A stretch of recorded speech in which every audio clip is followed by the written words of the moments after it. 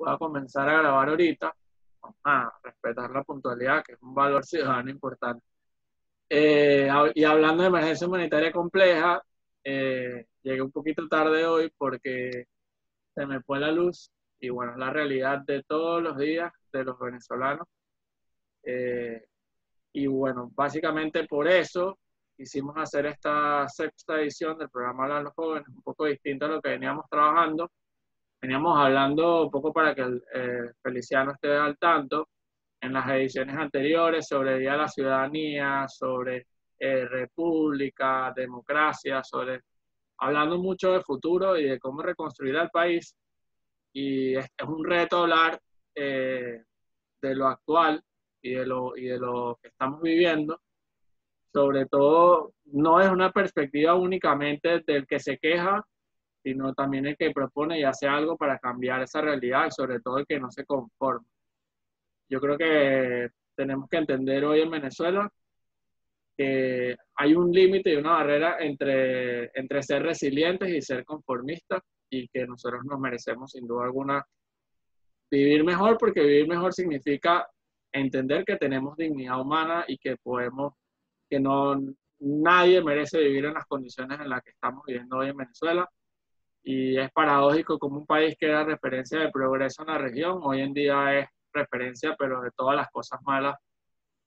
Y bueno, para eso, Carior le iba ahorita a presentar a Feliciano, pero quisiera darle derecho de palabra a Andrea, que está acá en representación de la Fundación Conrad, que hace posible estos espacios. Y bueno, agradecerle a Andrea y a la Fundación por el apoyo constante y hacer posible estos espacios de formación y de debate para los jóvenes venezolanos. Gracias, Andrea.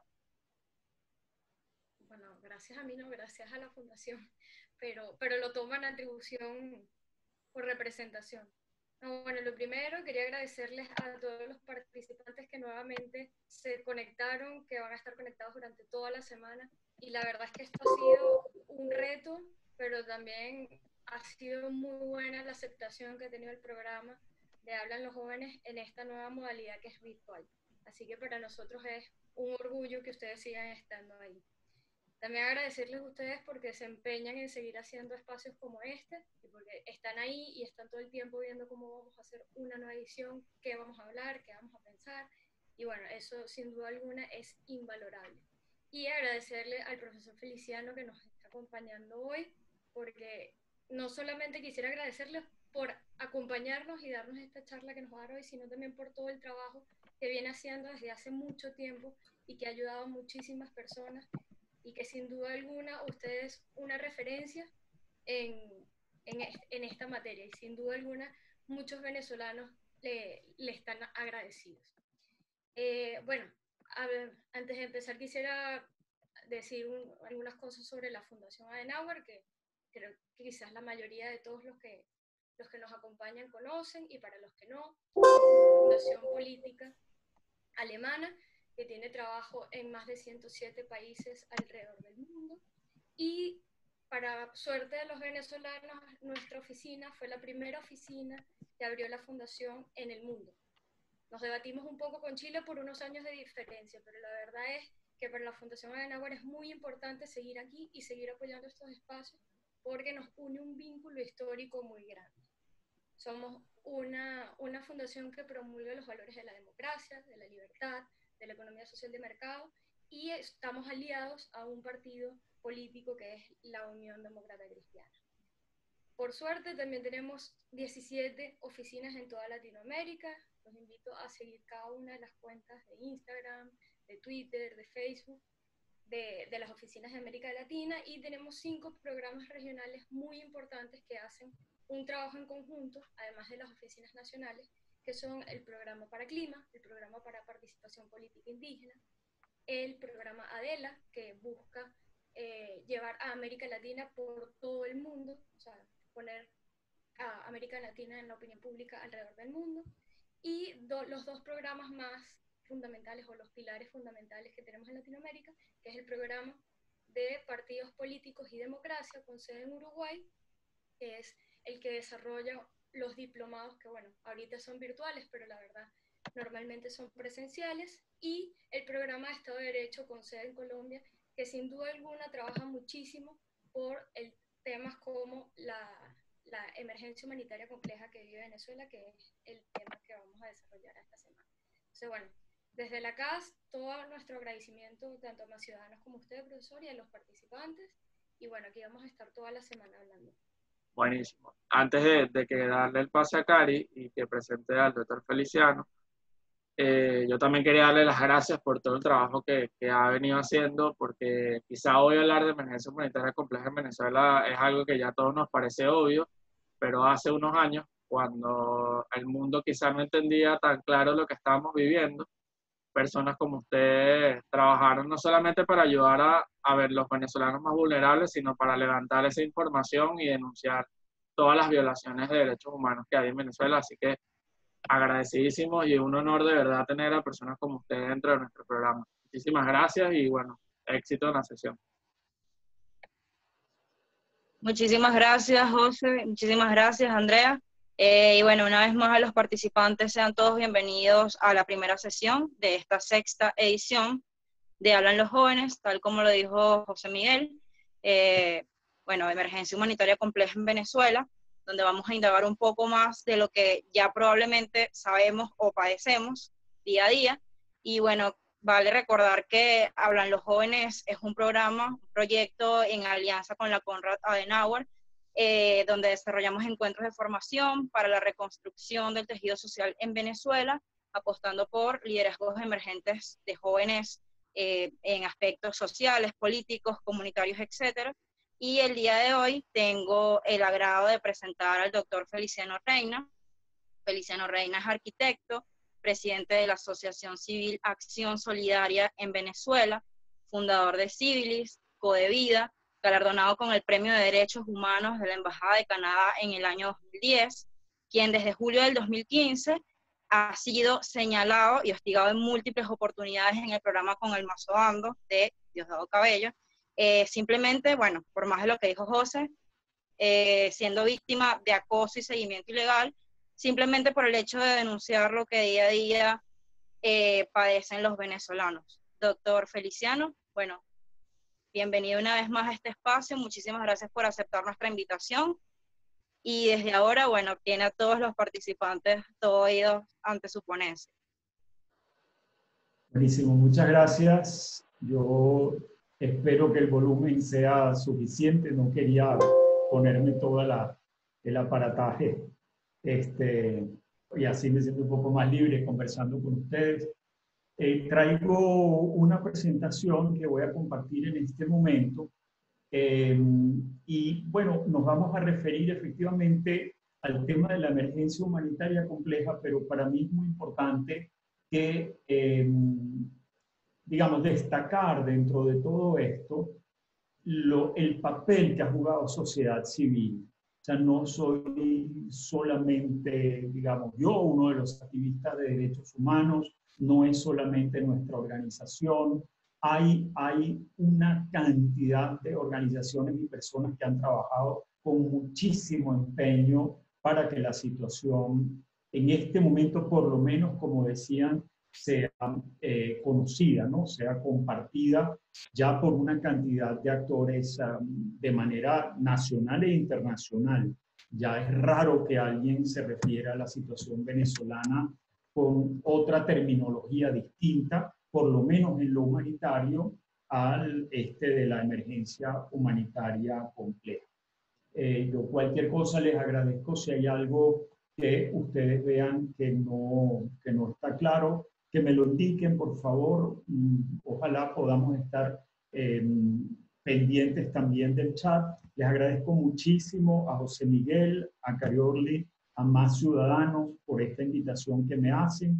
A Andrea, a ustedes que tienen tantos años de trabajo tan importante también con sociedad civil y con todo el fortalecimiento de lo que es el ejercicio de la política desde distintos órdenes, pues, ¿no? De la vida, y es realmente uno de los temas importantes que nos permite, y en esta situación tan grave, ojalá también generar cambios muy necesarios para el país. Entonces, yo, como les decía, que quisiera hacer también un paseo por todo lo que ha sido el papel de organizaciones de derechos humanos, empecemos con algunos temas generales de la emergencia humanitaria compleja y después podemos ir viendo algunas cosas con más detalle. Fíjense, quizás lo más importante que tiene esta definición de la emergencia humanitaria compleja, que la hace Naciones Unidas por allá en los años 80, es que no es producto de un desastre natural o de una situación de conflicto armado, sino básicamente se produce por una crisis de tipo política institucional. Después la veremos con más detalle, pero además yo les pediría que tengan en cuenta estas crisis de las que les voy a hablar en un momento de manera muy general y que cuando hagamos análisis de la situación venezolana nos paseemos por las cuatro, porque entender lo que está pasando es siempre por lo menos referirse a algunos de sus aspectos, y eso puede explicar también cuando uno hace incidencia internacional con otras organizaciones en ámbitos políticos, en ámbitos humanitarios, puede ayudar a hacer entender lo que está pasando. Entonces, la primera es una crisis de tipo político-institucional que genera, con el paso del tiempo, lo que en algún momento Amnistía Internacional llamó una crisis de derechos humanos. Estas dos juntas, este tránsito que se va haciendo en el tiempo, entonces nos hace entrar ya en un contexto de emergencia humanitaria compleja a finales de 2015, ya con toda claridad para el año 2016, y como un efecto inevitable de la emergencia humanitaria compleja, es una de sus consecuencias, y que es la que hace que finalmente muchos ojos en el mundo humanitario, por lo menos también político, institucional, internacional, miren a Venezuela, es la crisis de personas migrantes y refugiados. Esto lo voy a compartir, por cierto, después con ustedes, así que lo van a tener a mano. Entonces, si uno ve la política institucional, y por eso es tan importante ver todos los aspectos, ¿no? Porque no caemos en emergencia humanitaria compleja por cosa del destino, de nuevo, una catástrofe natural o porque se generó ese conflicto armado, sino porque fue ocurriendo esta erosión progresiva del Estado de Derecho y cómo se fue desmontando por completo, y desde muy temprano, por cierto, se coopta el sistema de justicia. Human Rights Watch habla claramente de un momento que fue fundamental, que es cuando se cambia la composición del Tribunal Supremo de Justicia, y a partir de ahí empieza claramente a hacerse un uso político, ideológico, parcial del sistema de justicia, y a negarse pues, las posibilidades de protección para la población venezolana. La gran corrupción, como la llama Transparencia Internacional y Transparencia Venezuela, es un elemento fundamental de lo que estamos viviendo y lo que degenera en la emergencia humanitaria compleja. Es decir, no se trata de hechos aislados como pueden ocurrir en los países más desarrollados y que después no gozan de impunidad, sino que son efectivamente sancionados. Aquí ha habido una situación de gran corrupción de gran tamaño, pero que llevó entonces, por supuesto, al colapso del sistema. Y este es muy importante, el cuarto punto. Yo voy a tratarlo de manera muy general por cuestiones de tiempo, ¿no? Que es el colapso económico, y tiene mucho que ver con la vulneración de los derechos de propiedad. Nosotros vimos, y quizás para algunos de ustedes no sean, digamos, momentos que recuerden, entiendo que es un grupo en general todo muy joven, pero incluso cómo se expropiaron, no debería ser expropiaron, perdón, cómo se tomaron, cómo se expoliaron propiedades incluso de pequeños propietarios, de medianos propietarios.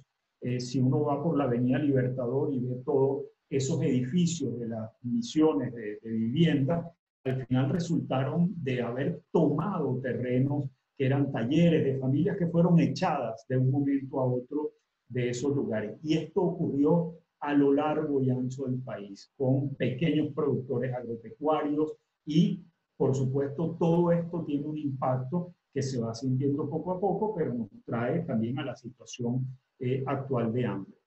En el caso de los derechos humanos, también fuimos viendo cómo se afectó todo lo referido a movimiento sindical, gremial, cómo hubo ese ataque, digamos, a las posibilidades de ejercer esas libertades de asociación, de manifestación pacífica, de poder reclamar, de poder denunciar situaciones, todo lo que se refiere a libertad de expresión, ustedes saben, y allí con detalles seguramente en otros momentos han visto lo que han recogido Espacio Público, IPIS y otros, ¿no? El ataque a la libertad de expresión y a la libertad de prensa y el derecho a la participación, que es realmente también otra de las áreas fundamentales, como todo el ejercicio del derecho al voto desde aquel referendo del año 2004 en adelante, y sobre todo después en 2007, cuando no es aprobada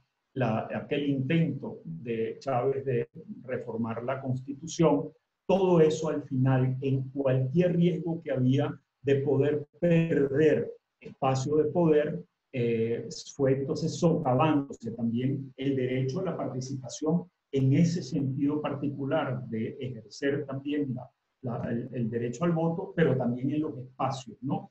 Y cómo entonces eso fue generando en todas las expresiones de descontento, detenciones arbitrarias, torturas y tratos crueles. Después se fue instalando también esta práctica de desapariciones forzosas.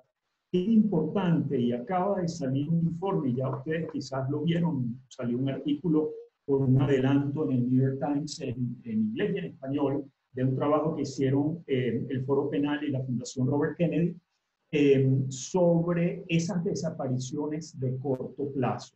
Ya el grupo de trabajo sobre desapariciones forzosas de Naciones Unidas había dicho que incluso 72 horas, 48 horas, 96 horas, sin que se sepa a dónde se ha llevado a una persona, un órgano del Estado, o que se sospeche que es un órgano del Estado también, que eso requiere denuncia, eso constituye desaparición forzosa, aunque sea breve.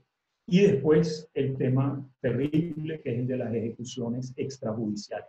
Estos dos puntos, el segundo y el tercero, por cierto, es lo que lleva, y lo vamos a ver luego, a que en un momento dado el alto comisionado anterior para los derechos humanos, Said al-Hussein, diga en 2018 en su informe ante el Consejo de Derechos Humanos que era necesario establecer para Venezuela una comisión de investigación por posibles crímenes de lesa humanidad. Él no los daba por hecho, pero decía es necesario investigar porque esto de detenciones arbitrarias, torturas, tratos crueles, desapariciones y ejecuciones comenzaban ya a verse claramente, ¿no? Y sobre todo a partir de 2013, después 2014, como parte de un patrón sistemático y generalizado. De ser así, entonces, claramente se trataría de crímenes de lesa humanidad. Como decía, toda la crisis política y la de derechos humanos entonces desembocan en la emergencia humanitaria compleja. Siempre se trata de un proceso de larga instalación, no ocurre de nuevo de un momento a otro, está originada por inestabilidad política, por estos abusos de poder, producen unos niveles inmensos, enormes de inseguridad humana. La afectación a la población es realmente, y lo vamos a ver ahora en números, digamos, de unas dimensiones que no se dan en otras situaciones donde hay, por ejemplo, situaciones de necesidad humanitaria. Generan pobreza masiva, hambre, privación de medios de vida, abandono escolar. Es decir, todas estas, todo lo que va ocurriendo previamente, volviendo a la crisis política, la erosión del Estado de Derecho, de no acceso a la justicia, la de derechos humanos, la imposibilidad incluso de protestar, de decir lo que está ocurriendo, toda esa cooptación del sistema de protección, toda la afectación a la propiedad privada, pequeña, mediana, grande, va generando esta situación tan grave que termina afectando a la mayoría, a la gran mayoría de la población. Y en el caso de la crisis de migrantes y refugiados, que por eso digo, es importante no perder de vista ninguna de ellas cuando uno compone lo que puede ser una relación de lo que está pasando en el país, aunque no sea cada una de ellas dichas en detalle, pero si uno trabaja en alguna de estas áreas, vale la pena referirse a los daños que las generan o las que, digamos, se van produciendo en la población. Entonces, en la de refugiados, la sobrevivencia de las personas está comprometida. Las personas no se han ido de Venezuela, han huido de Venezuela porque aquí no consiguen cómo sobrevivir, porque no ven cómo poder sostener a su familia, a sus hijos, a sus padres, y se vieron forzadas a salir del país. Además, no solamente esto se refiere, y a veces han tratado de decirlo, es como una migración económica, eso no es cierto. Cuando el salario es del nivel de Venezuela, cuando no se puede comprar alimentos, cuando no se puede sostener a la familia, eso es una situación de sobrevivencia que se ve comprometida. No se está migrando para ganar un poco más de dinero, para vivir mejor. Se está migrando, se está saliendo, huyendo del país, porque aquí no se puede más. Y también hay unas situaciones muy graves de violencia, de inseguridad, que han forzado también a una parte importante de la población a salir del país. Hay un tema importante en esto, que en la crisis de migrantes y refugiados, si pueden leer recientemente, ayer creo que salió de Ligia Bolívar del Centro de Derechos Humanos de la Católica, fue su directora, y ahora está trabajando muy, digamos, dedicadamente a este tema de la migración. El mismo ACNUR está hablando de población venezolana desplazada. Eso no puede tratarse. Aquí hay que hablar de, y un lema que siempre cita Ligia Bolívar, no son migrantes. Se trata de personas refugiadas que por tanto son, hay la obligación de darles protección internacional. Eso hay que reconocerlo. No se puede admitir que se desconozca que la gran mayoría de la población que tuvo que huir de Venezuela debe recibir protección internacional. Y por último, estos efectos terribles que ocurren en el camino y que a uno por eso le duele tanto cuando se estigmatiza a quien se va, y ahora algunas de las pocas personas que están retornando, y digo pocas porque es más o menos un 2% de quienes se fueron del país, pero no deja de ser un número importante, está cerca de unas 100.000 personas, que es que sufren reclutamientos forzosos, son víctimas de trata y tráfico, de explotación, de empleos precarios, y eso también ha tenido una consecuencia importante en este momento. Les quiero comentar, y de nuevo estoy muy pendiente de si hay alguna pregunta, por favor me interrumpen. ¿Cómo llegamos a todo esto? Porque no es, perfecto, si alguien levantó la mano y quisiera hacer una pregunta, yo con gusto la escucho.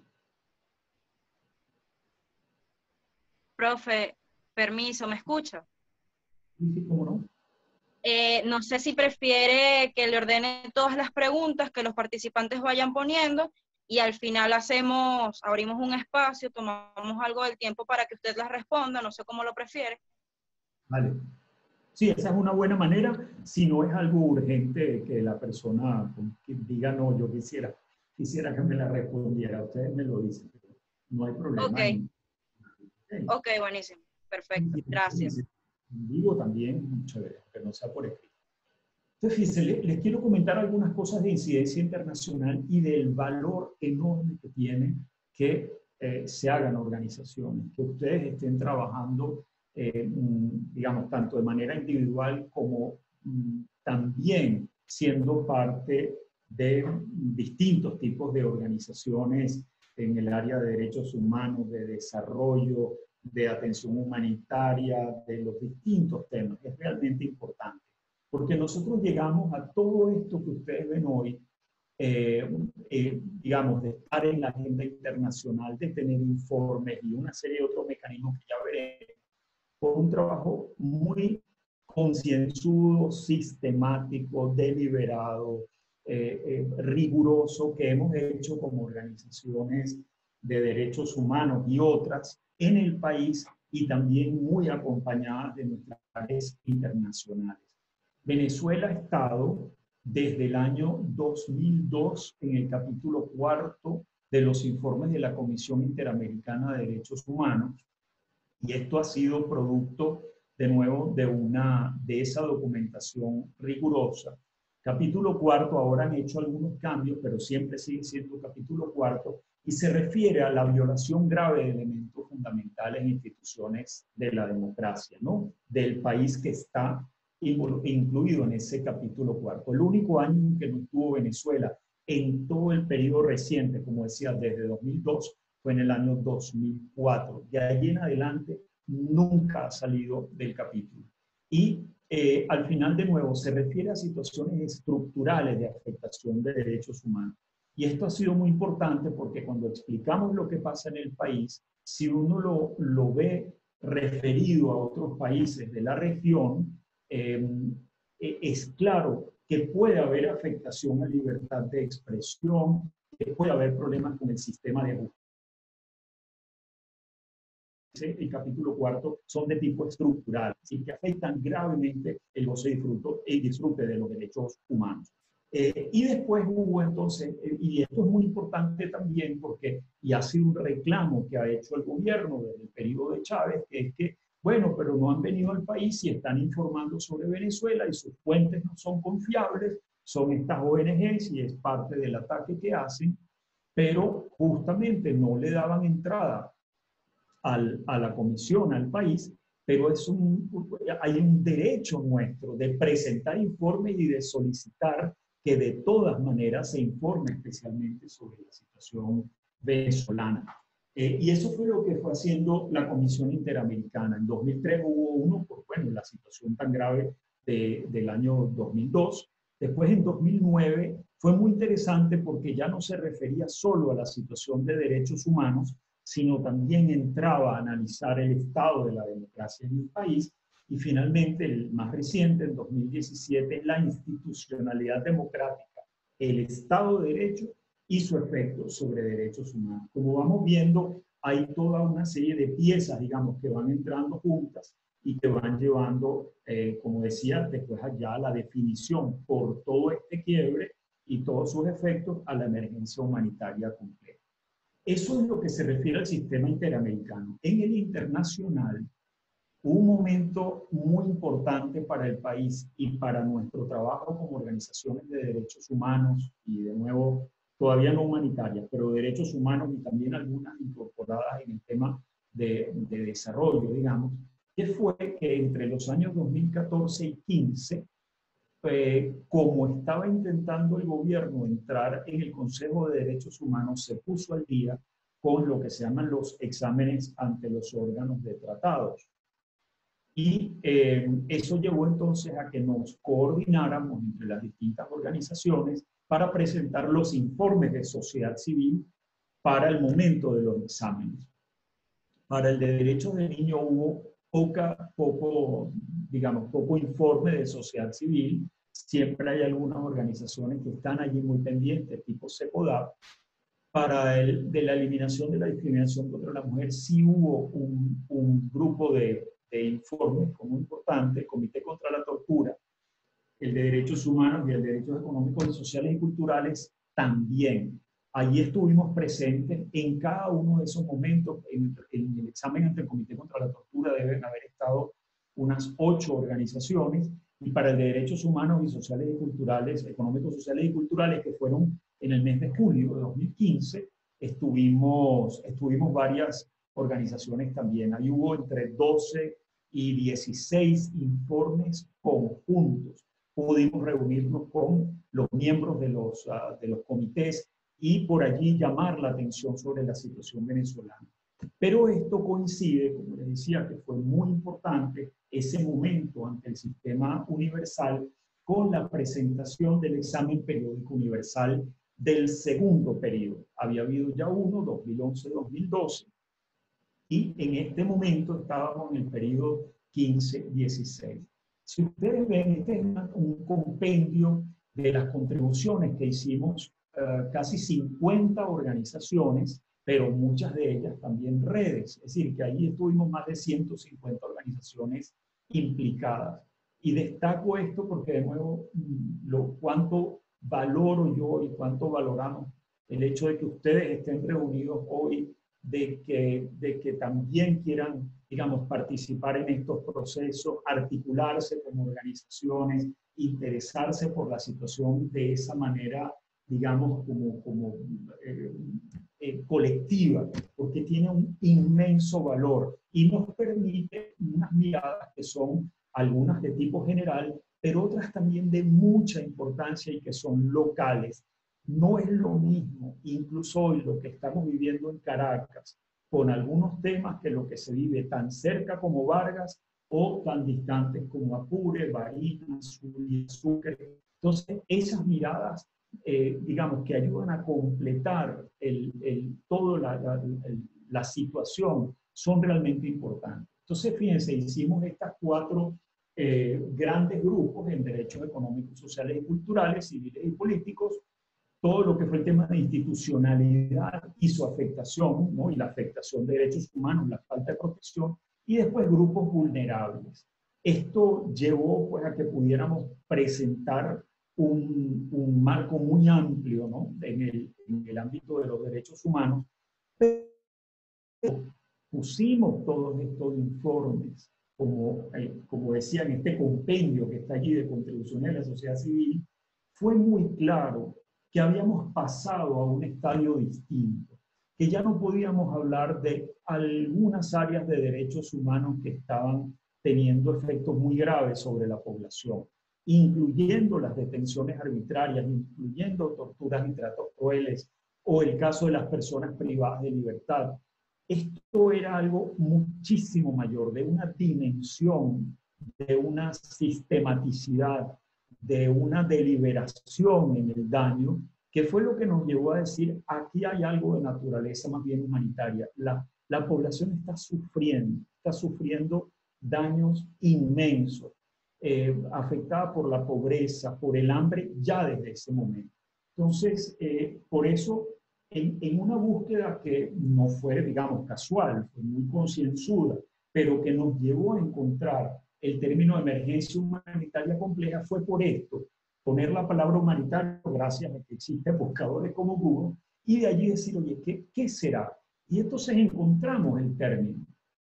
Eso fue realmente para nosotros un momento crucial. Fue muy importante ya empezar a manejarlo, viniendo desde el terreno de los derechos humanos como evidencia de lo que estaba pasando desde fines de 2015, principios del 16. Esto, por supuesto, se combina y, digamos, continuando con la idea del trabajo tan importante que hacemos las organizaciones, sobre todo cuando estamos articuladas también personas que por sus méritos individuales hacen unos aportes importantísimos. Este fue el informe que presentó el alto comisionado anterior, Said Al-Hussein, ante el Consejo de Derechos Humanos. Ya pedía un seguimiento muy atento a la situación. Piensen que veníamos de los informes para órganos de tratado, para el examen periódico universal, los de la Comisión Interamericana también. Y al año siguiente, ya 2018, próximo a entregar, porque después de aquí entra la alta comisionada Michelle Bachelet, hace este informe de violaciones a los derechos humanos, una espiral descendente que no parece tener fin. Y fíjense que en la segunda, yo hice un resumen de las recomendaciones, son más extensas, pero él de nuevo insiste en el monitoreo y en la segunda, por primera vez, dice que debería establecerse una comisión internacional de investigación. Las comisiones son muy importantes porque ya no se trata de responsabilidad de los estados, aquí se trata de responsabilidad individual, de órganos particulares, pero sobre todo de sus cadenas de mando, de personas responsables. Incluso puede llevarse a ámbitos como el de la salud y el del hambre cuando uno piensa en ministros, en decisiones que han sido conscientes y que causan daños, pero allí él se estaba refiriendo mucho a las consideraciones que terminan en una suerte de comisión de investigación, ya la vamos a ver, que de todas maneras es una instancia parecida. Esto resulta, este mandato, después en las resoluciones del Consejo de Derechos Humanos del año pasado, en una jugada porque siempre también hay que estar como pendiente de las políticas. Venezuela con Irán, Venezuela no estaba en el Consejo de Derechos Humanos todavía, pero con Irán acuerda que Irán presente una resolución con un grupo de países que trata de impedir la comisión de investigación. Es decir, si Irán presentaba una resolución con un lenguaje aceptable y esta era, digamos, adoptada por el Consejo de Derechos Humanos un día antes, era posible entonces que no entrara la siguiente con la comisión de investigación. Pensaron que podían llevarla, aprueban la del 26 de septiembre, creo que fue con unos 18 votos, y después las abstenciones y los que no la aprobaban, que tiene unos términos que, por cierto, es interesante de ver, porque al final tienen mandatos en derechos humanos hacia el Estado venezolano, pero como entró la comisión de investigación con un nombre distinto, que es la Misión de Establecimiento de Hechos, el Fact Finding Mission, FFM, entonces el 27 de septiembre, en un ítem distinto del Consejo, se presenta la segunda resolución, que es aprobada con más votos, creo que 19, y entonces pasan las dos. Pero lo importante que tiene es que efectivamente se creó la misión independiente de determinación de hechos que está en este momento trabajando. Se le dio un mandato de nuevo a la oficina de la alta comisionada para que siguiera documentando. En este caso ya se trataba más de derechos económicos, sociales y culturales, de la falta de acceso a la justicia y de la situación del arco minero del Orinoco, pero a la misión independiente de establecimiento de determinación de hechos, la FFM, se le encomendó entonces el análisis de las situaciones de detenciones arbitrarias, torturas y tratos crueles, desapariciones forzosas y ejecuciones extrajudiciales. Así que, digamos, otra vez vemos que el trabajo de las organizaciones tiene una importancia crucial. Somos pocas, pero tenemos un compromiso con la dignidad humana, tenemos un compromiso con el restablecimiento de condiciones para que las personas vivan de una manera distinta, un compromiso con la verdad, con la justicia. Y esto es lograble. Yo recuerdo, gracias a 3 organizaciones amigas, haber estado reunido antes de esta sesión del Consejo. Esta fue en septiembre, yo debo haber ido en agosto. Estuvimos con 22 países apoyados por el Centro Global para la Responsabilidad de Proteger, por Human Rights Watch y por Amnistía. Y bueno, en una conversación sobre por qué era tan importante que la comisión de establecimiento de hechos, la misión internacional, fuera aprobada. Y ahora paso, me van chequeando el tiempo también, a lo que ha sido la incidencia internacional humanitaria. Esta es distinta y entra en el terreno entonces de la emergencia humanitaria compleja. Fíjense que vienen como en paralelo, ¿no? Aquellos informes y la situación ante derechos humanos 2015, 2016, 2017, 2018 y en el año 2019, el informe de la alta comisionada y la misión de establecimiento de hechos, y venimos también incidiendo sobre el tema humanitario. En 2016, viendo lo que estaba ocurriendo en el país y ante el silencio de los órganos de Naciones Unidas que tienen responsabilidades en esta área, no el de derechos humanos, pero sí mandamos una carta a Ban Ki-moon y, como ven, le decimos, así empezó la carta: rechazamos la conducta de las agencias del sistema de Naciones Unidas en Venezuela.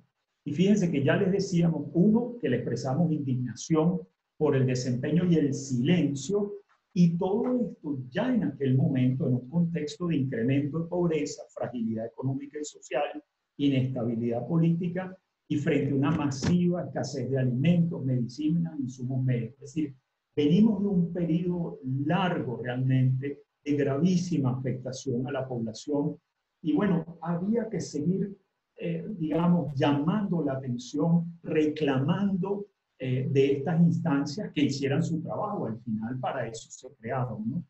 Esto lleva, después del silencio de todo 2015 y entrado 2016, a que Ban Ki-moon finalmente reconozca en una entrevista, no saca un documento, pero en una entrevista pública en Argentina dice: esto, que las necesidades no pueden ser cubiertas, comida, agua, sanidad, ropa, y eso crea una crisis humanitaria. No habían querido nombrarla así, pero una cosa muy importante y que ya le empieza a definir que se trata de una emergencia humanitaria compleja por la raíz política, dice toda esta situación está creada por la inestabilidad política y antes de nada tiene que haber estabilidad política. Entonces, bueno, entramos con algunas, digamos, precisiones un poco más de la emergencia humanitaria compleja, como decía, es un término de Naciones Unidas de fines de los 80, para definir estas situaciones de grave daño humano, de enorme dimensión, pero que no eran producto de, o no son producto de desastres naturales o de conflictos armados.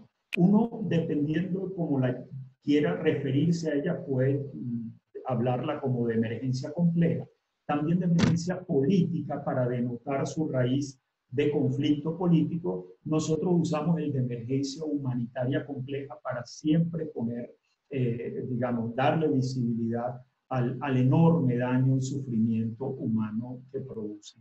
Al final, yo en esas búsquedas, y uno de los que más me ayudó fue este diccionario de acción humanitaria y de cooperación al desarrollo, ellos decían, estamos hablando, este diccionario del año 2000, decían que el concepto al final es un eufemismo para referirse a una violación masiva y deliberada de derechos humanos. Es decir, las emergencias humanitarias no solamente producen este daño masivo en derechos humanos, sino que son claramente conductas deliberadas, porque quienes manejan el poder van, digamos, tomando medidas, dando pasos para preservar ese poder a un costo de este enorme sufrimiento humano, y podrían tomar medidas para detenerlo si quisieran hacerlo. Por eso es que es deliberado.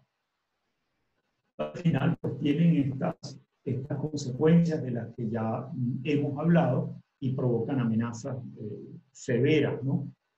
Van generando mucha violencia por hostilidad, por represión, pierden quienes están, digamos, causando estos daños en el ejercicio abusivo del poder, pierden toda capacidad de tramitar las inconformidades, los conflictos con la población, y al final solo va quedando la represión pura y dura, ¿no? Generan hambre, enfermedad, pobreza y, por supuesto, como decía, su consecuencia inevitable que provoca una crisis en sí misma, el desplazamiento forzoso.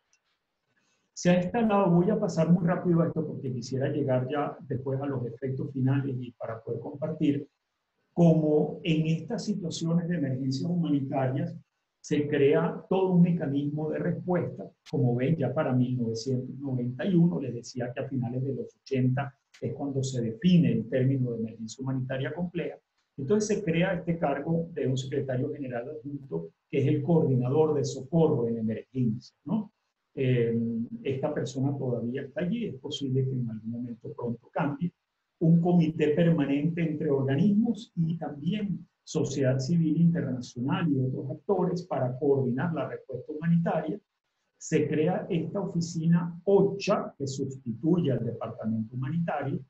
OCHA es, como incluso se le llama en inglés, y tiene, vamos a decir, que un contraparte en Europa que se llama ECHO, se escribe S-H-O, que es la oficina también de coordinación humanitaria de la Unión Europea, y que mueve por parte de la Comisión Europea fondos para ayuda humanitaria. Y también esta arquitectura diseñó lo que se llaman los sistemas de clústeres, que ya los vamos a ver. Como les decía, el Comité Permanente Interagencial tiene agencias del sistema, pero también tiene un conjunto de organizaciones de sociedad civil. Está la Federación Internacional de la Cruz Roja, el Comité Internacional, ese que se llama Interaction, es una plataforma de cantidad de las más grandes organizaciones humanitarias que hay en los Estados Unidos y algunos otros países también.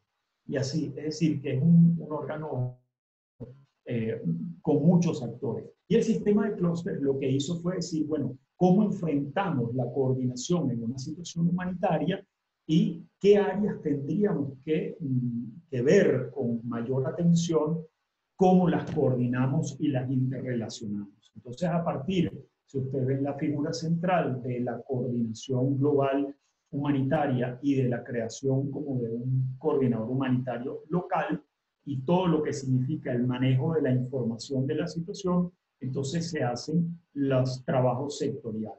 En casi todos ellos estamos organizaciones de sociedad civil, de los creados todos, venezolana y también algunos de nuestros pares internacionales, y uno puede participar en algunos subgrupos que ya los vamos a ver.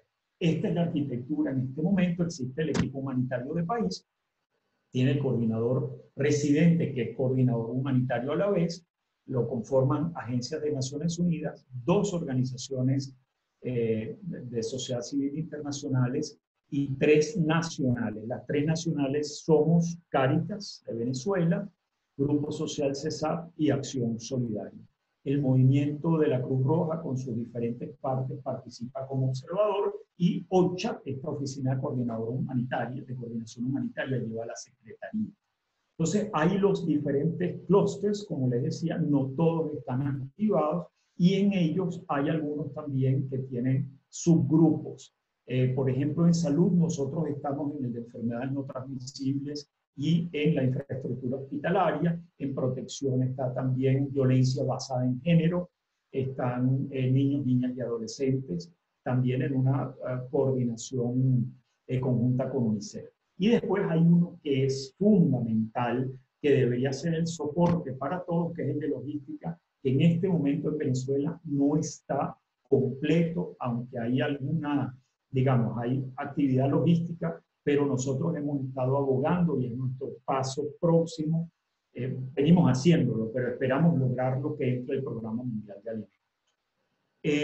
Y fíjense, muy recientemente, todavía en 2019, cuando vino el coordinador de socorro en emergencia global, Mark Lowcock, hablaba ya de todas estas situaciones. Pensemos que esto es antes de la pandemia actual, y por eso me parece importante hacerlo notar, porque sin que tuviéramos lo que estamos viviendo en este momento o enfrentando, ya había retos abrumadores para sobrevivir, lo que decía de la migración forzosa, millones de personas que no pueden acceder al mínimo de alimentos, agua, atención. La situación continúa en deterioro, la gran mayoría se ve afectada por la crisis política y económica, por la que fue la nación más rica de América Latina, y esto también va mucho a la explicación comprensiva de la situación, porque si no hay mucha gente que no lo entiende, ¿no? Habla del sistema de salud y la electricidad. En fin, ahora yo ya con esto vamos camino a terminar. Este es un informe que acaba de salir, no está en español desafortunadamente, es el reporte global sobre crisis en alimentos, y Venezuela aparece aquí como la 4ª en número de personas afectadas. En esta fase 3 por arriba ya se habla de situación crítica en inseguridad alimentaria, pero fíjense, y en el mismo documento dicen que estamos en el 4º lugar, pero detrás de 3 países con conflictos que sí son armados: Yemen, el Congo, República Democrática del Congo y Afganistán. Estos son datos muy importantes también, porque si uno piensa en lo que estamos viviendo y lo que la mayoría está sufriendo en el país, ya en este informe se veía que de la población migrante venezolana refugiada, el 76% de la que está en Ecuador y el 55% de la que está en Colombia también están en inseguridad alimentaria. Y esto, como vemos, pues, y abajo lo plantea el Programa Mundial de Alimentos, esa migración, como decía, no fue porque la gente quería una mejor vida económica, porque aquí no me va tan bien. No, no, no. Es que no había ni siquiera posibilidad de acceder a alimentos para la gran mayoría. Fíjense que aquí hay unos datos muy importantes. Esto es 2019, pensemos en eso. Esto es un estudio que hace el Programa Mundial de Alimentos entre julio y septiembre de 2019. Y hablan de que para ese momento había 9.3 millones de personas en inseguridad alimentaria aguda. 7 millones moderados, 2.3 severa. Pero alertan que hay 17 millones que tienen una inseguridad alimentaria más ligera, pero también dicen en el informe que cualquier shock adicional podía llevarlas al grupo en inseguridad. Y aquí, fíjense de las cosas tan graves que vemos en nuestro país y cómo uno no puede dejar de nuevo de mirar a la crisis política, la responsabilidad que tienen sobre este inmenso daño humano que han provocado quienes han ejercido y siguen ejerciendo el poder de manera abusiva, ilegítima, ese daño que han producido. Si uno ve la situación global en América Latina y el Caribe, Venezuela aporta tristemente la población venezolana más del 50%, porque no solamente estamos hablando de los 9.3 millones de personas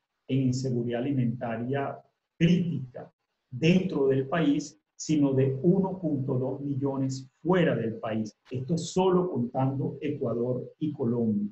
Pero si sumamos a las que han estado en situación de riesgo, habría que entonces decir que hay 17 millones más en Venezuela y que hay 800.000 más fuera del país. Estamos hablando de 28 millones de personas venezolanas en esta situación. Esto es de enorme, enorme gravedad.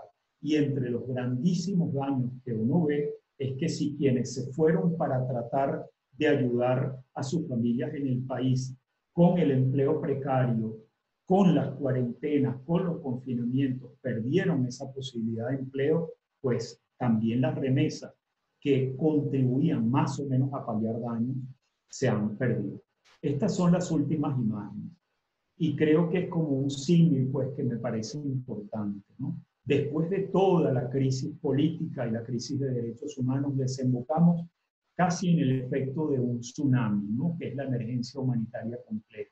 Una primera ola que arrasa con buena parte de las capacidades para atender a la población y preservarla de daños como el hambre, la inseguridad.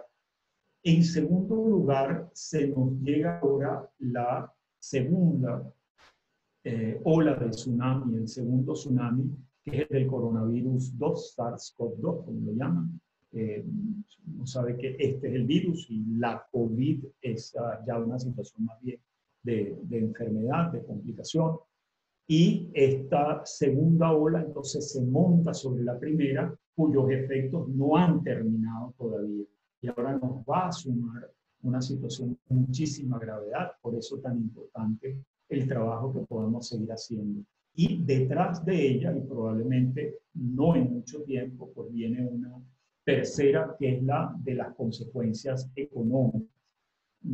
Preocupa cuando uno habla de estas cosas y sabe que son muy duras, que a uno le plantean un panorama muy difícil, pero bueno, lo mejor es poderlo por lo menos tener en el análisis para saber cómo responder.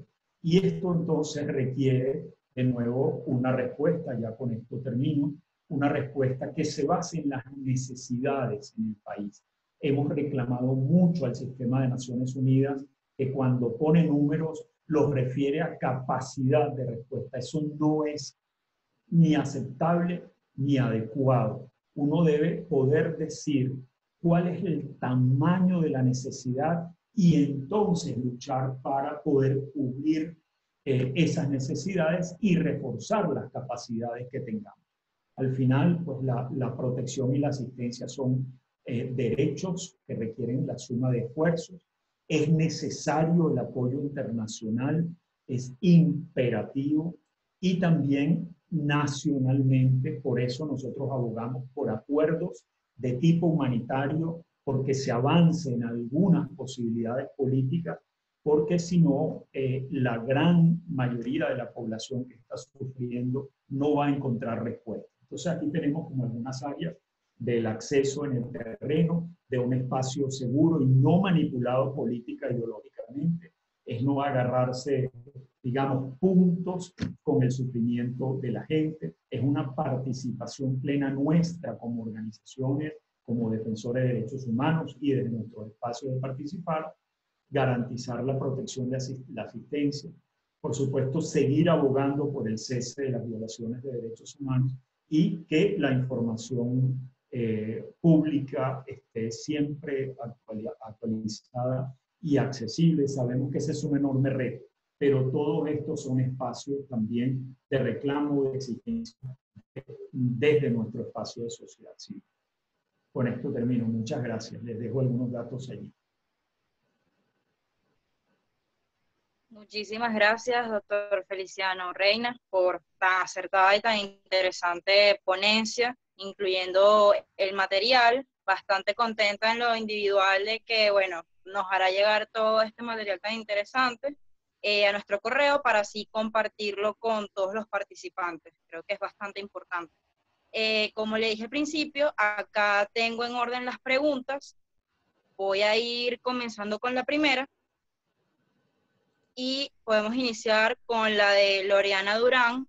Nos pregunta si tiene algún porcentaje o estadísticas específicas sobre el tráfico de niños y mujeres en Venezuela y sus fronteras, podríamos decir. Mira, yo no los tengo específicos, no me atrevería, pero sí hay organizaciones que los tienen. De hecho, hay un trabajo muy importante que hizo el Instituto Europeo para la Paz sobre la afectación particular de las mujeres y también de niños y niñas, y ha habido otras organizaciones que están haciendo ese trabajo, ese específico de afectación, pero podría comprometerme con ustedes y si quieren mandarles algunos de los enlaces de esas organizaciones o a quienes podrían pedirles datos sin problema. Perfecto. La segunda pregunta nos la hace llegar Ana Mata. Nos dice, ¿qué acciones han tomado las organizaciones internacionales por el incumplimiento de los tratados a los cuales está suscrito Venezuela? Mira, nuestras pares internacionales con nosotros también hemos estado en esto, es parte de la documentación, ¿no? Como decía, que ha sido como sin cesar. Porque, de nuevo, una cosa, digamos, clara para nosotros es que la restitución, ¿no?, de una situación que implica vulneración de derechos humanos en algunos contextos toma tiempo, requiere no cejar en ese empeño, ¿no? Bueno, aquí estamos claros de que se trata de incumplimiento con obligaciones internacionales en muchos terrenos, incluso ahora de un miembro de del Consejo de Derechos Humanos, también como lo es Venezuela, ¿no? Hay conciencia de esto, hay informes, por ejemplo, la Comisión Internacional de Juristas ha trabajado en algunos informes especiales sobre estos incumplimientos de Venezuela, lo que es el sistema de justicia venezolano, la inestabilidad de jueces y fiscales desde hace tiempo. Y esto ha sido tanto ante los órganos de Naciones Unidas como ante el sistema interamericano de derechos humanos. Así que, digamos, la información está, la incidencia está, perdón, y debí decir antes también que, como ustedes saben, hay un proceso que va siguiendo su curso ante la Corte Penal Internacional. Todos son procesos lentos.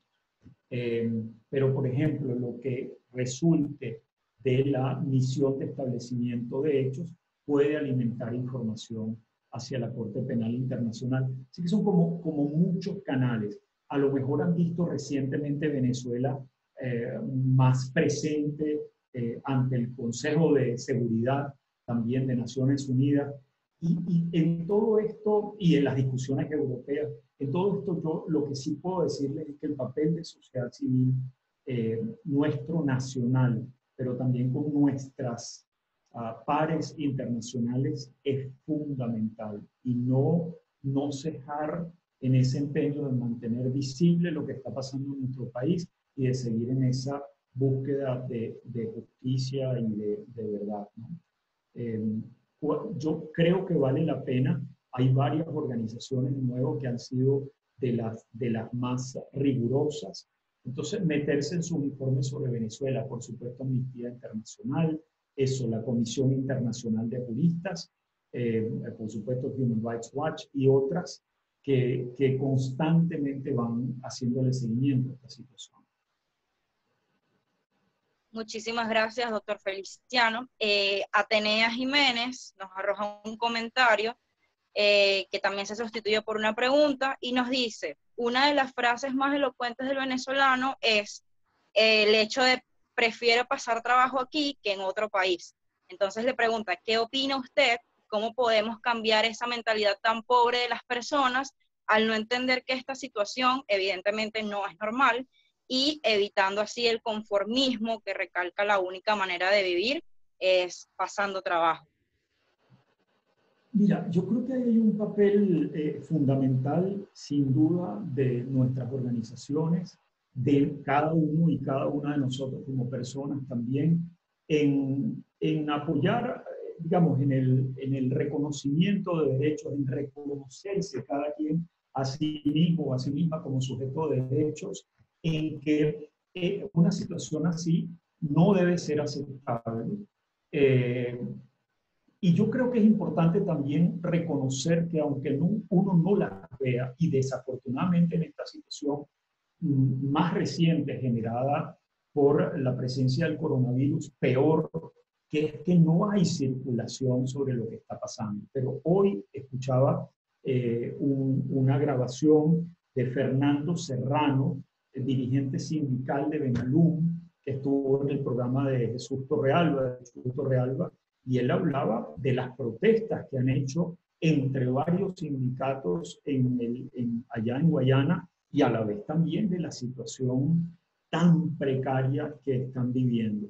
Esto requiere, digamos, por un lado, yo diría mucha empatía y al mismo tiempo saber que es muy importante transmitir ese mensaje de titularidad de derechos.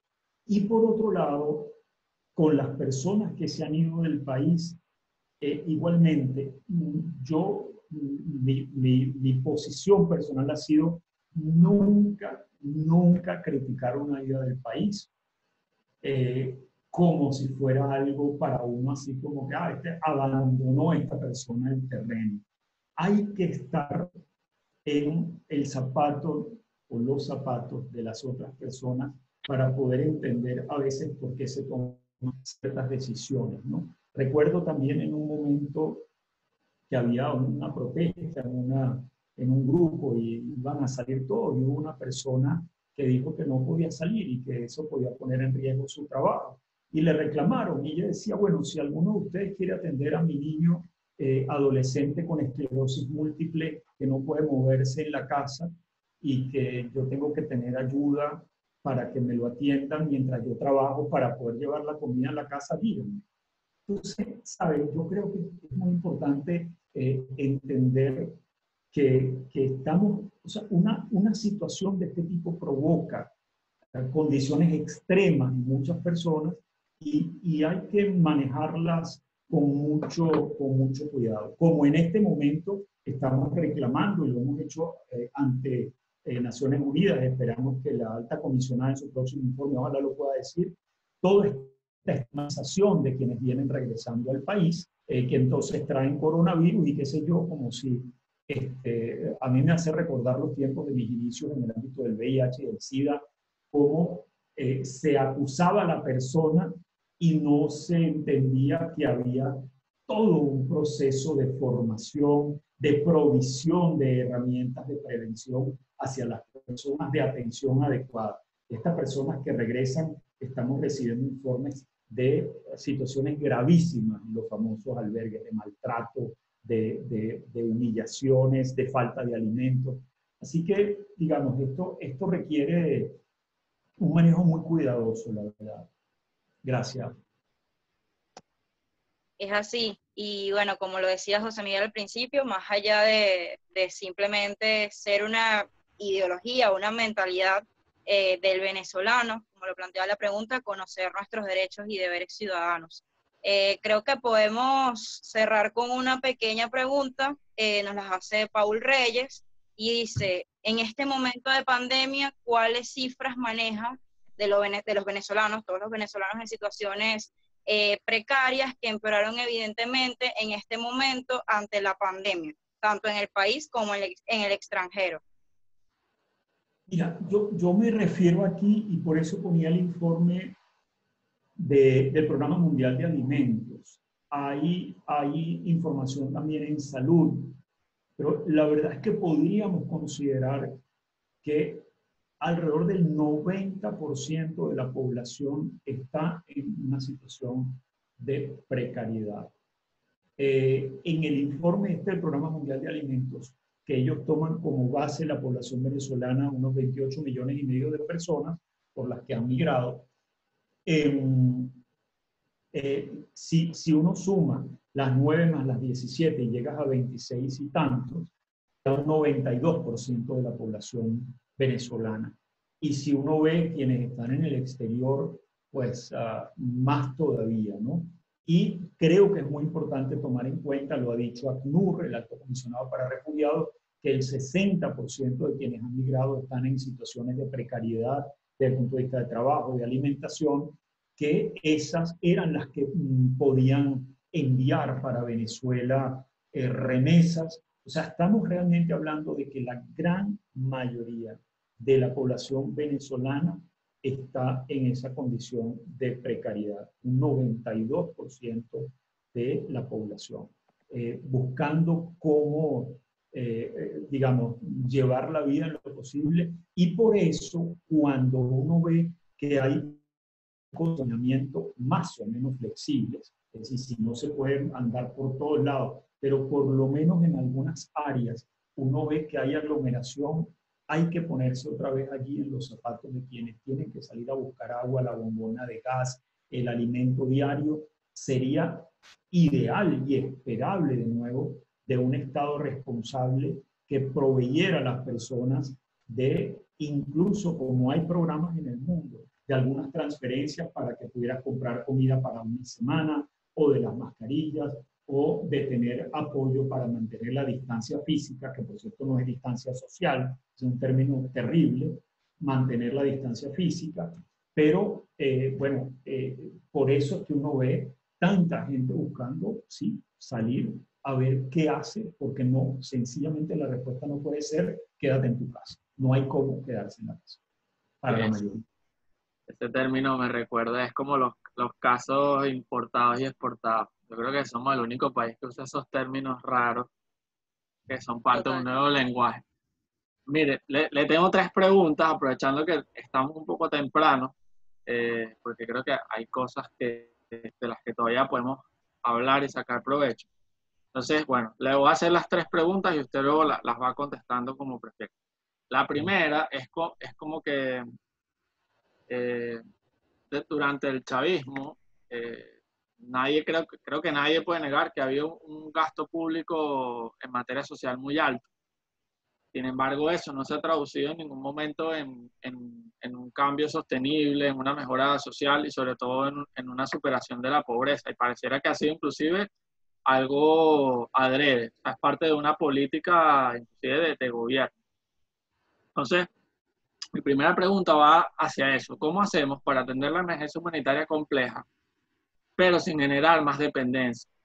¿Cómo hacemos que a la medida que atendemos algo tan complicado como que la gente no tiene ni siquiera un plato de comida, vamos generando, le vamos dando instrumentos a las personas para que no, el día de mañana, cuando esto cambie, no sean personas que tengan que seguir dependiendo del Estado? Esa es la primera pregunta.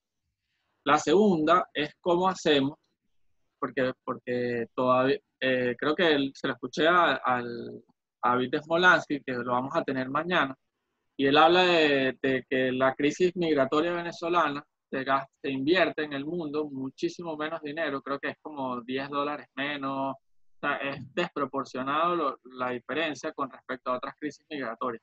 Entonces mi pregunta es, ¿cómo hacemos los venezolanos y la diáspora, tenemos un gran recurso, es la diáspora, para visibilizar la emergencia humanitaria compleja en Venezuela? Porque cuando uno viaja y le explica a las personas de otros países lo que estamos viviendo, la gente a veces no entiende, porque la realidad supera la ficción. Y mi última pregunta, de verdad me gustaría hacérsela, es cómo Feliciano llega a los derechos humanos y a trabajar en estos temas. Y esa pregunta la quiero unir, porque además ya he escuchado su respuesta. ¿Cómo considera usted, hablemos de ciudadanía y de emergencia humanitaria compleja, que debe ser el comportamiento de un ciudadano frente a una situación tan compleja como la que vivimos en Venezuela? ¿Se puede ser un buen ciudadano en un contexto como el que estamos viviendo? Entonces, bueno, son 3 preguntas largas, complicadas, pero yo creo que resumen bastante bien de lo que hemos hablado. Muchas gracias, José Miguel. Sí, ya, vamos a ir. Mira, efectivamente, lo del gasto público, como tú dices, pues tuvo su momento, pero de las cosas terribles que ocurrieron es que como hubo esta especie de maná caído del cielo, que fue un altísimo precio del petróleo, e incluso en el deterioro de la industria petrolera, no se sintiera tanto, ¿no? Porque eran ingresos cuantiosos, que además, digamos, permitieron justamente ir sustituyendo capacidades internas por todo lo que significó esto de la importación en la que había entonces posibilidad de hacer tremendos negocios en alimentos, en insumos, repuestos, cauchos, medicinas, todo eso, ¿no? Entonces, claro, es muy fácil hacerlo y por eso a veces estos costos del populismo pueden ser elevadísimos, sobre todo en fragilidad del Estado de Derecho, porque si tienes pesos y contrapesos, no es tan fácil. Aquella cosa de que me manden un millardito del BCB, ese copamiento del Tribunal Supremo. Es decir, efectivamente, todo esto pudo hacerse en un terreno de clara erosión cada vez más del Estado de Derecho, ¿no? Todas esas expoliaciones, todas esas tomas de tierras, empresas, bueno, que además con promesas de pago posterior que no se hicieron, ¿no? Entonces, al final fue un proceso terrible porque dentro de esta misma cosa populista uno ve hoy por hoy los trabajadores de las industrias básicas, por ejemplo, bueno, en otros tiempos lo aplaudían, ¿no? Así es que se gobierna. Fue realmente terrible irlo viendo y uno, digamos que cree tanto en el Estado de Derecho, tanto en esa separación de poderes, en todas las estructuras que permiten proteger a las personas, a sus bienes en general, no estamos hablando solamente de propiedades o sus bienes, lo que le da sentido a la vida y dignidad, pues era realmente terrible, ¿no? Pero bueno, luchábamos contra una situación, de nuevo, donde siempre decían eso, Chávez se está ocupando y está sacando a las personas de la pobreza. Piensen en un dato que era muy importante, que lo decía en algún momento la Católica, había transferencia directa, pero no había inversión en el espacio público, porque claro, al yo transferir directo y dentro de casa tengo nevera, televisor, un vehículo y tal, bueno, si se deteriora el espacio público, eso no me causa tanto problema, cuando hubiera sido lo ideal tener tremendo sistema de transporte público, tremendo sistema de pensiones, maravillosa salud pública y educación pública, y todo eso se fue dejando de lado. ¿Cómo no generar dependencia? Es un tema. Inicialmente no hay otra más que transferir a las personas, sobre todo a las más vulnerables, recursos. Por eso hay los programas que lo llaman los cash transfers, o sea, transferencia de dinero que se entrega por distintas vías y entonces les permite, por ejemplo, hacer sus compras directas. Pero esto sí viene atado, y esto es importante. Pregunta, José Miguel, que es que, por ejemplo, con el Programa Mundial de Alimentos, que es esa insistencia que hacemos, ellos vendrían de entrar con todas sus capacidades a apoyar a pequeños y medianos productores, también a trabajar con grandes productores, estamos hablando en la parte alimentaria, ¿no? Y además a apoyar la cadena de comercio, de distribución, es decir, cómo apoyando a los pequeños y medianos y en trabajo también con los grandes productores en coordinación, tiene que hacerlo con órganos del Estado, no te queda otra, hacer todo ese tránsito y llegar hasta la última bodega. si yo recibo, y yo vivo en un sector pobre, y yo recibo una transferencia, pero eso me sirve para comprarle al de la bodega, ayudo a que todos vayamos recuperando poco a poco capacidades. Todo esto mientras se hace un trabajo, por supuesto, de fondo de recuperación general de las posibilidades del país. Eso toma tiempo, desafortunadamente, ¿no? Ahí existe algo importante que llaman en el ámbito humanitario, lo llaman el nexo, que es entre el trabajo humanitario y el necesario de desarrollo y de ir creando condiciones y capacidades para la población. Entonces, ese es un ámbito de trabajo muy importante. En el caso de la visibilización, yo creo que han salido ya informes muy importantes. El Programa Mundial de Alimentos y el reporte global sobre la crisis de alimentación o de alimentos son fundamentales. Ya no es que yo opino, puedo opinar por supuesto, pero digamos, nos podemos basar en situaciones que están muy bien documentadas. Lo mismo en lo económico, yo creo que es importante.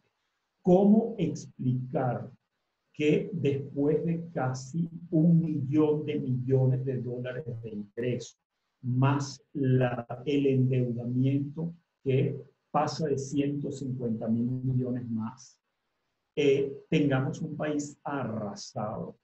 ¿Cómo explicar que hubiéramos partido de 3.2 millones de barriles al día y terminemos en 550, 600 mil, antes de sanciones ni nada de eso? Aquí hubo una operación masiva de expoliación de los recursos del país en beneficio de una cúpula, en detrimento de la grandísima mayoría de la población. Hay datos de eso. Entonces yo lo que recomiendo es buscar esos datos y armar algo que presente la situación de una manera, vamos a decir, eso, pues, con datos objetivos. Eso puede hacerse, por eso empezaba con la idea de la crisis política que incluye gran corrupción y toda la expoliación, el colapso económico, pasando por algunos datos en derechos humanos. COFAVI tiene un número impresionante, y COFAVI que es muy seria en su documentación, y habla, yo creo que lo teníamos por aquí, de más de 12.000 casos en un periodo desde 2012 hasta acá, no lo voy a encontrar tan rápido, de ejecuciones extrajudiciales. Estaban tratando de comparar en estos días los efectos de la situación en Venezuela con la de Pinochet, con los desaparecidos, que fueron cerca de 3.000 personas. Aquello fue horrendo. Esto es horrendo. Entonces tú dices, no puede ser que haya quienes tratan de suavizar la situación venezolana, pero eso está documentado. Entonces yo lo que sugiero es que efectivamente para uno es muy frustrante, pero si uno lo pone con algunos datos muy concretos en lo político, institucional, económico, corrupción, en derechos humanos, en la situación humanitaria y en los daños de la población también migrante, creo que tenemos la posibilidad de visibilizar la situación venezolana y quizás, pues, digamos, generar conciencia en quienes todavía la consideran increíble. Y por último, digamos, ¿cómo llegó a esto? Yo siempre digo, y sobre todo cuando veo personas tan jóvenes en el terreno de derechos humanos, me encanta. Y lo mismo nuestras organizaciones, en Acción Solidaria somos apenas 5 los que no somos ya tan jóvenes. Porque yo empecé muy tarde, yo empecé a los 40 años en este terreno. No lo imaginaba, pero como les dije, yo empecé en el terreno del VIH y del SIDA. Mi pareja muere en el año 95, desafortunadamente por SIDA. No hubo cómo atenderlo. En ese momento apenas empezaban a salir los tratamientos antirretrovirales como de la más reciente generación. Bueno, y nada, nosotros éramos 2 personas que llevábamos una empresa bien estables, pero no llegó. Y su nombre es Rafael. Y como Rafa no llega y teníamos posibilidades, digamos, yo pensé con unos amigos, mira, ¿por qué no hacemos una organización que a quienes no tienen posibilidades, pero sí tienen el tiempo, podamos apoyarla? Entonces creamos Acción Solidaria en octubre del 95, poco tiempo después. Y entonces inicialmente creamos todo un puente de voluntariado que nos permitió atender a unas 300 personas con tratamientos que no estaban disponibles en el país. Así que bueno, ese fue el inicio y después poco a poco, digamos, conociendo gente, trabajándole al tema, entrando en otros ámbitos de la salud. Por eso creamos Codevida, la coalición de organizaciones por los derechos a la salud y la vida, mujeres con cáncer de mama, personas con hemofilia, personas trasplantadas, con esclerosis múltiple. O sea, fuimos entrando en un terreno que, digamos, fue como nutriendo nuestro trabajo. En mi caso, después adentrándome en el ámbito de los derechos humanos, y encontré el lenguaje ideal, el que yo considero que me ha dado, digamos, todo el sustento al trabajo que puedo hacer hoy y que podemos hacer con muchas otras organizaciones. Un lenguaje universal de respeto por la otra persona, de respeto por su dignidad, digamos, sin que eso signifique que uno, digamos, debilita posiciones, pero sí siempre otorgándole a la otra persona esa esencia de persona humana, digna, ¿no?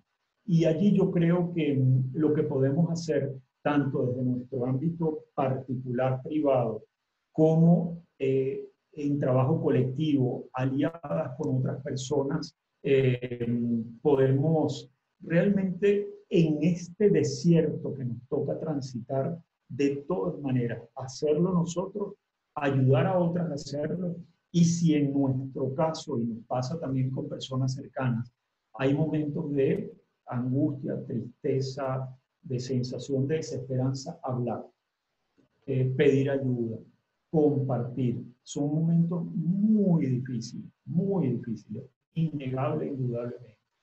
Entonces creo que lo mejor que podemos hacer es justamente, pues, por eso decía que lo de la distancia social es tan negativo, es un término terrible, porque lo que hace falta es mucha cercanía social, mucha empatía, mucha comprensión del lugar de la otra persona y, eso sí, prevención, distancia física.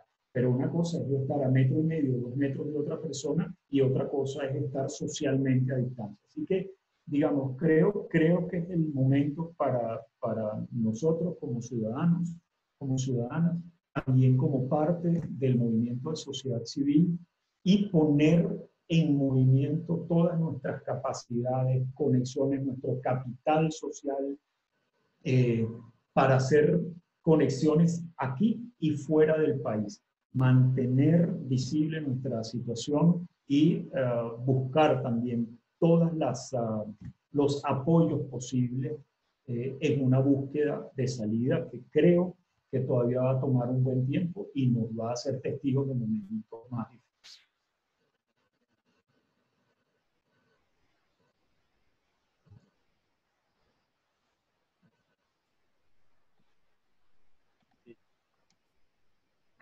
Está por acá. ¿Hay chance para hacerle una pregunta? Claro.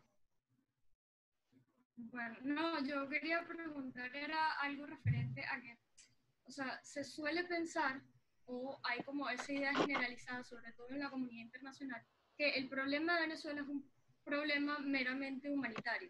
O sea, que si resolvemos el problema humanitario de Venezuela, pero ¿cómo, o sea, desde su, digamos, desde su experiencia, ¿cómo se le hace ver a los organismos internacionales que esto no se resuelve simplemente con ayuda humanitaria, sino que es un proceso que tiene que ir y devenir en un cambio político? Porque si no, vamos a resolver el inmediato, pero no vamos a resolver la raíz del problema.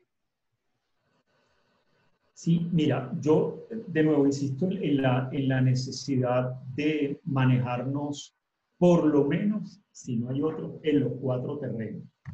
Porque efectivamente no hay manera de sostener en el tiempo una situación de tanta precariedad.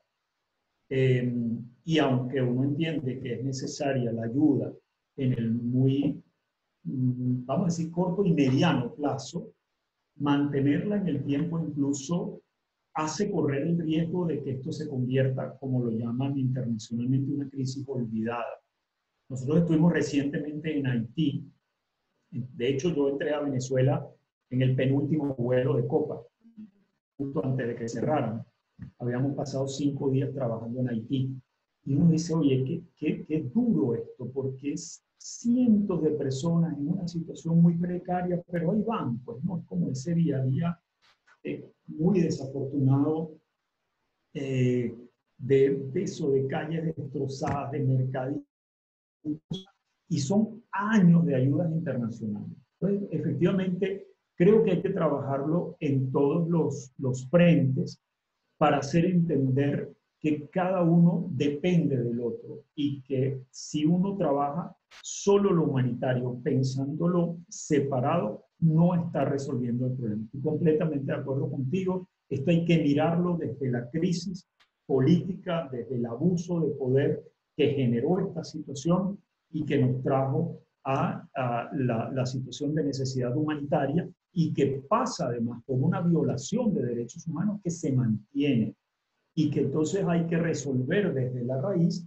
para también ponerle fin a la violación de derechos humanos que sigue ocurriendo y eventualmente en el otro lado de ese proceso, pues poder evitar... No sé si el doctor Feliciano tiene audio. ¿Perdón? Sí tiene, Cari, sí tiene.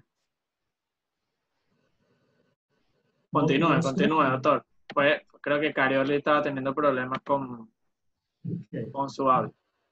Entonces decía eso, pues que yo creo que es muy importante ver todas las partes del proceso y trabajar en ellas. Sí les puedo decir que hay ámbitos internacionales que están muy claros. Nosotros tenemos conversaciones con suecos, noruegos, el Parlamento Europeo, el sistema de derechos humanos. Es decir, no hemos parado de hacerlo, pero hay otros actores. Y si tenemos esas posibilidades, vale la pena moverlo. Aquí tenemos varias nacionalidades. Si hay quienes tienen otras europeas, se puede llegar a miembros del Parlamento de los países de origen de las familias.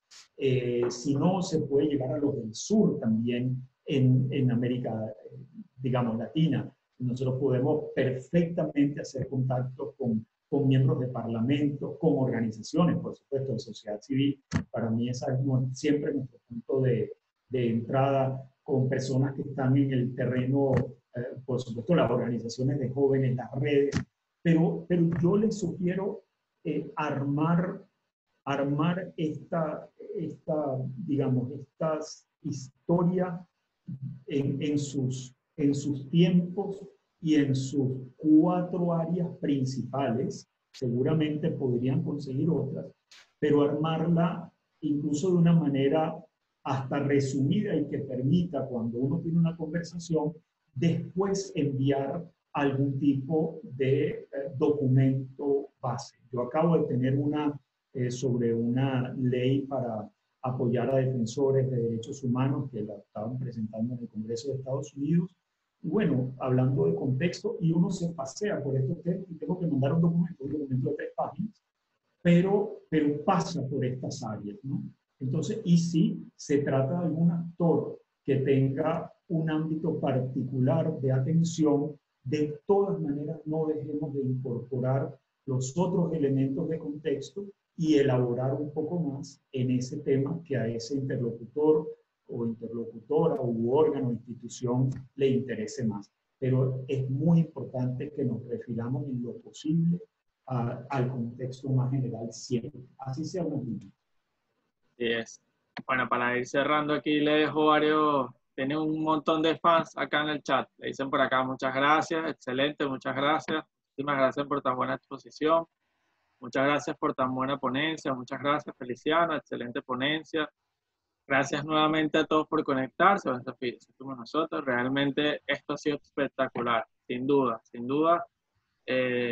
A veces tenemos gente en Venezuela trabajando y haciendo cosas increíbles y no los conocemos o no le damos las gracias lo suficiente y de verdad, de nuevo agradecido, Feliciano, por el trabajo que viene haciendo y además por acompañarnos hoy. Yo creo que no había mejor manera de empezar y era imposible pretender hablar de este tema sin que estuviera usted dentro de los invitados. Así que muchísimas gracias. No sé si tiene algún mensaje final para cerrar y nos vamos despidiendo.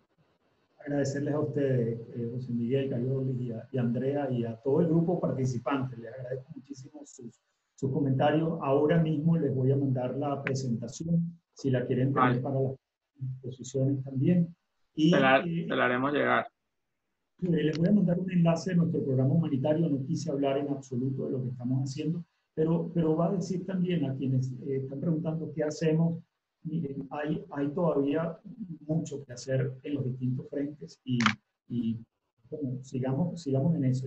Yo agradecido y me anima cuando veo tantas personas participando en un encuentro así que nos da la oportunidad de compartir. Buenísimo.